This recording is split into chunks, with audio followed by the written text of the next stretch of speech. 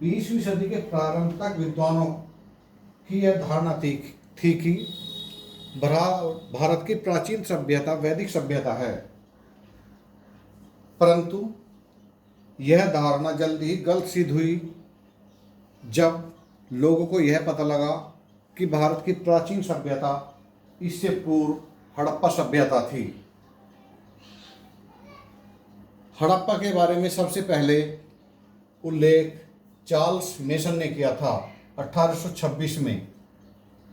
उसके बाद John William brunt ने 1856 में, जब वे लाहौर और कराची के बीच रेलवे लाइन बिछवा रहे थे, तो उन्होंने वहाँ से मिट्टी व ईंटों के कंक्रीट प्राप्त किए, उसके लिए खुदाई कराई और वहाँ पर उन्हें कुछ पुरातत्व संबंधी सामग्री प्राप्त हुई, जिसे उन्होंने पुरातत्व सर्वेक्षण विभाग के पास पहुँचा दिया, परंतु उसका कोई सही निष्कर्ष नहीं निकल सका।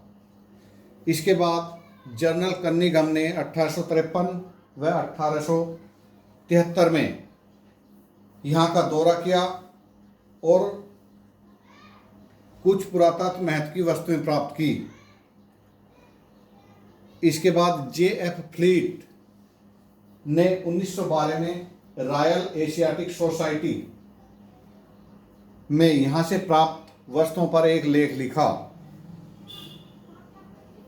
इसके बाद उस समय के पुरातत्व सर्वेक्षण विभाग के महानिदेशक जॉन मार्शल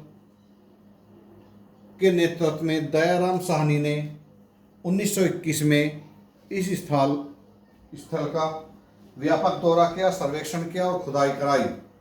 तब इसके ऐतिहासिक महत्व का पता लगा।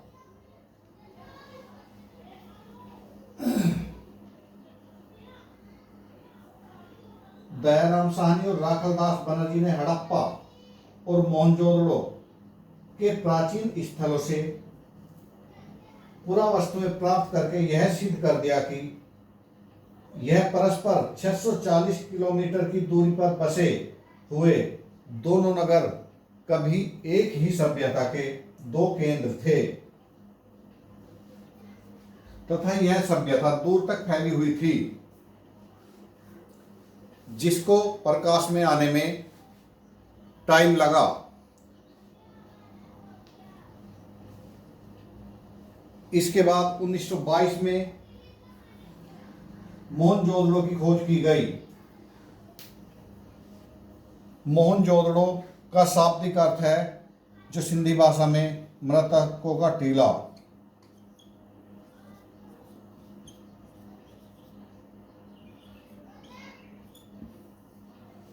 सिंधी भाषा में इसे कहते हैं मृतकों का टीला।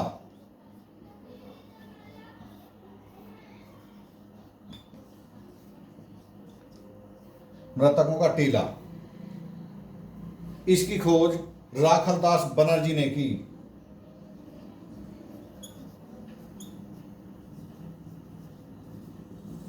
राखलदास बनर्जी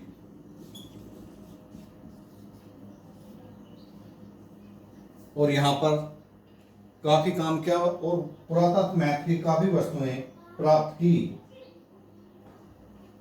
इसके बाद अनेक विद्वानों का ध्यान इस ओर आकर्षित हुआ। 1922 से 1930 तक सर जॉन मार्शल के निर्देशन में यहाँ पर उत्खनन कार्य होता रहा। 1931 में एनजी माजुमदार ने मोहनजोदड़ो से 128 किलोमीटर दूर दक्षिण पूर्व में स्थित चनुहुदड़ो नामक स्थान पर उत्खनन कार्य करवाया।